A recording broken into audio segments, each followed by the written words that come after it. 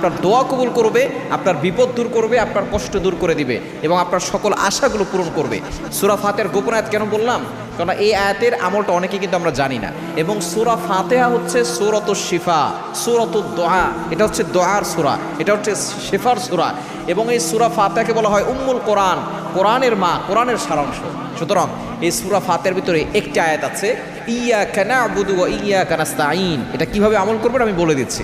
ইয়াকা না'বুদু ওয়া ইয়াকা নাস্তাঈন, এটা আমরা সকলেই নামাজের ভিতরে পড়ি। এর অর্থ আমরা অনেকেই জানি না। এর অর্থ হচ্ছে I worship you, I ask you for help. আয় আল্লাহ, আমি তোমারই ইবাদত করি, তোমার কাছেই সাহায্য চাই। সুতরাং আমাদের সাহায্য চাইতে হবে একমাত্র আল্লাহর কাছে। সুতরাং আপনি যখন বিপদে পড়ে যাবেন, যখন দেখবেন আপনার দোয়া কবুল হচ্ছে না, মনের আশা পূরণ করতে যাচ্ছেন, তখন আপনি অজু করে 2 রাকাত নফল নামাজ পড়বেন। এরপরে আপনি নামাজ শেষ করে আপনি 3 বার দুরূদ শরীফ পড়বেন, 3 বার ইস্তেগফার পড়বেন।